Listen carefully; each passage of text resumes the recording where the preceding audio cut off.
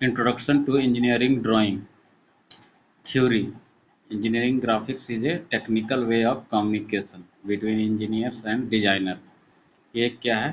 Technical तरीका है communication का, जिसको इंजीनियर्स लोग शीट पे ड्राइंग बना करके ऑब्जेक्ट और आगे की एक्टिविटी के लिए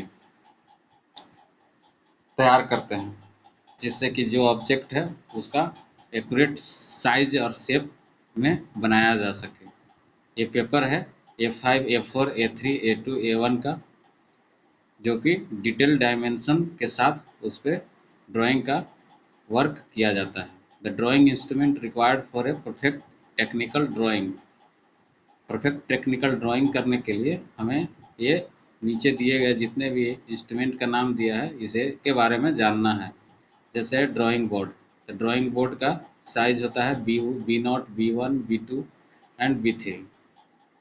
ये इसका डिटेल लिखा हुआ है इसके बारे में। फिर है दूसरा टी स्क्वायर। ये टी स्क्वायर नीचे फिगर में आप देख सकते हैं, यह वुड का बना होता है और इससे यह राइट एंगल पे फास्टेंड रहता है, टी शेप का रहता है और इससे हम हॉरिजेंटल लाइन ड्रॉ करते हैं इसके किनारे का यूज करके। तीसरा है सेट स्क्वायर।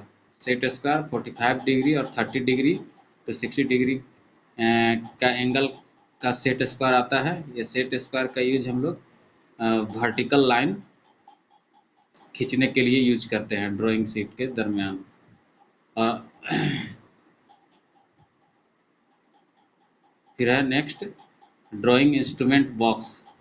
इसमें हम क्या करते हैं कि large size compass with interchangeable pencil and pains. इसमें क्या करते हैं कि कंपास रखते हैं, कंपास का यूज करते हैं, इसमें पेंसिल बदल सकते हैं, पेंसिल पेन दोनों लगा सकते हैं। फिर है ये इसका यूज किया जाता है सर्किल आर्क बनाने में लार्ज साइज कंपास का।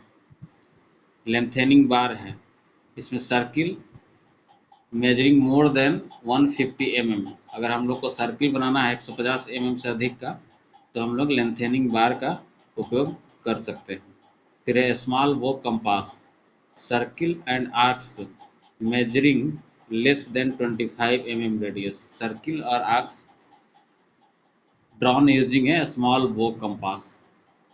स्मॉल बो कंपास है जो कि 25 mm से रेडियस से नीचे का इससे मेजरमेंट ले सकते हैं। Large size divider, large size divider with needle attachment है। It divide lines and arcs into equal part. ये लाइन और आर्क्स को इक्वल पार्ट में डिवाइड करता है। Small bow divider, a small bow divider is use to make minus division. Minus division अगर हमें बनाना है तो उसके लिए स्मॉल बो डिवाइडर का उपयोग करते हैं। स्मॉल बो इंक पेन, ये सारा इंस्ट्रूमेंट है जो ड्राइंग में यूज होता है। स्केल 5वां नंबर पे स्केल है, एक रेक्टेंगुलर शेप का, एक ट्रेपेजॉइडल शेप का है, मेजरमेंट लेने का काम आता है और ये सेंटीमीटर और मिलीमीटर में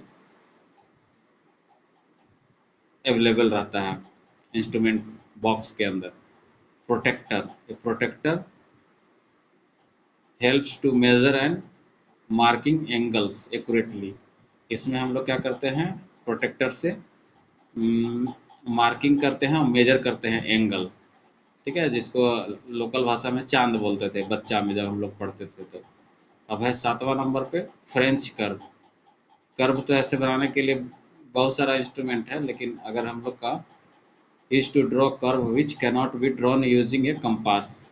जो हम लोग कर्व कंपास से नहीं बना सकते उसको हम लोग फ्रेंच कर्व से बनाते हैं। Drawing paper, drawing papers are material made of fibre which is use to draw and write. Drawing paper क्या होता है, ड्रॉ करने के लिए और लिखने के लिए होता है उस पर। ये साइज के साथ दिया हुआ है A5, A4, A3। ये पेपर का साइज है, सबसे छोटा होता है A4 जो जेरेक्स वाला पेपर होता है, और उससे बड़ा A3 होता है, फिर उससे बड़ा हो गया A3, उससे बड़ा होता है A2। A2 ही साइज जनरली यूज किया जाता है ड्राइंग बनाने के लिए। Paper and its different size. Drawing pencil. Quality of pencils used to draw makes the sketches more appealing.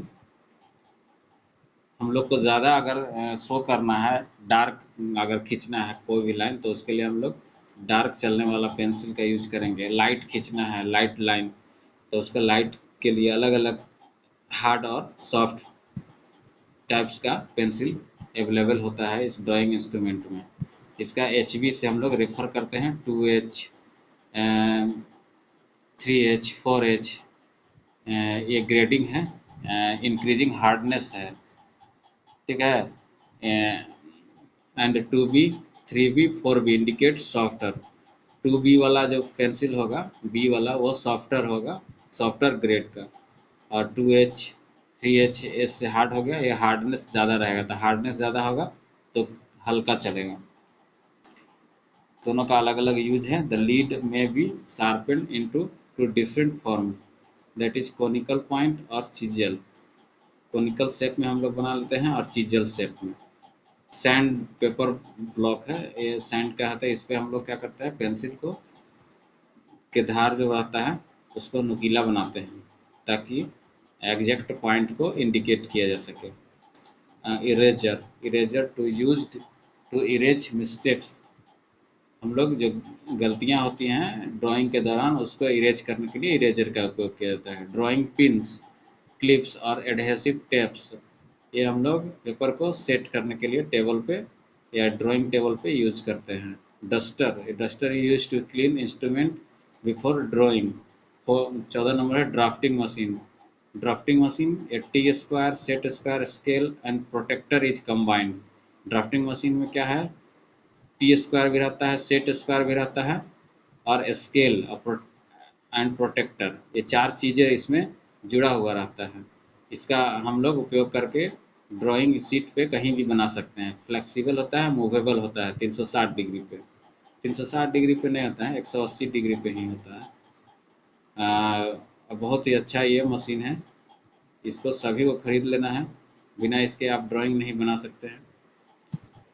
Figure में इसको देख सकते हैं, यही है ड्राफ्टर। सीट में यहाँ पे सेट किया हुआ है और यहाँ से आपको मूव करके ड्रॉ खींच कर सकते हैं। देखिए 90 डिग्री का ये एंगल खींचा हुआ है। Roll and draw, roll and draw, इससे हम पैरेलल लाइन खींच सकते हैं बिना उठाए हुए।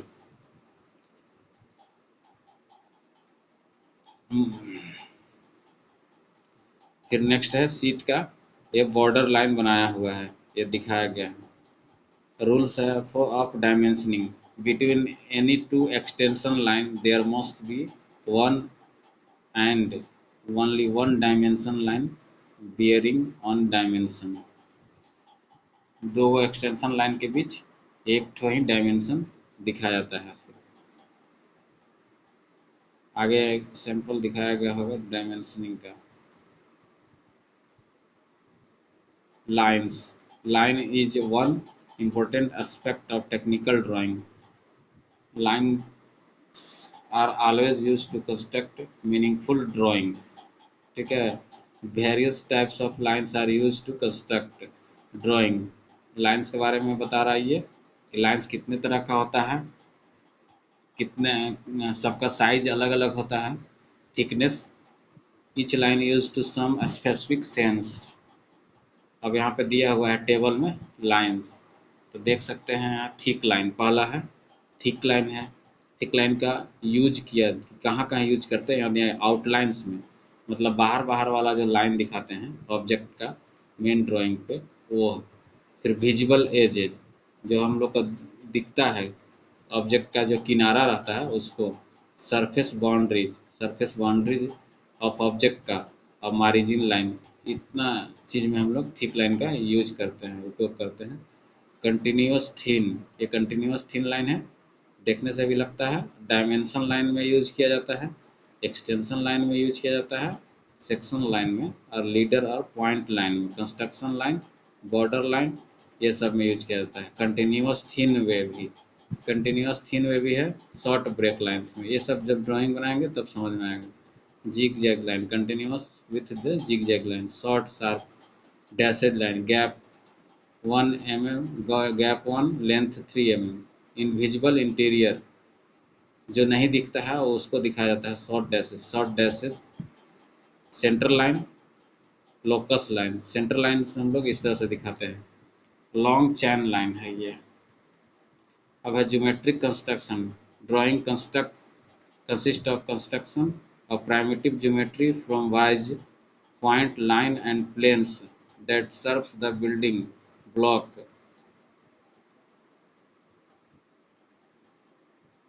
ये सब हम लोग दिया हुआ है, ये सब बनाते हैं हम लोग ड्राइंग में, कंस्ट्रक्शन करते हैं।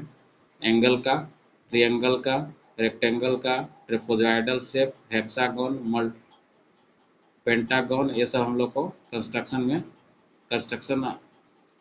करना है इस सीट पे सबका। हेप्टागोन का, ऑक्टागोन का। इसको करने के बाद आपको सारे चीज़ क्लियर होने लगेंगे ड्राइंग से रिलेटेड। एक्सटेंशन लाइन क्या होता है, लीडर लाइन, इसको आप खुद से भी पढ़ लीजिएगा। डायमेंशन कैसे शो किया है यहाँ पे आप देख सकते हैं। यह है मेन ड्राइंग है, ये थिक लाइन से शो किया है इसका एज को, और यहाँ डायमेंशन को थिन लाइन से शो किया है। ये है एक्सटेंशन लाइन मेन ड्राइंग का कॉर्नर से, और ये बीच में है डायमेंशन लाइन।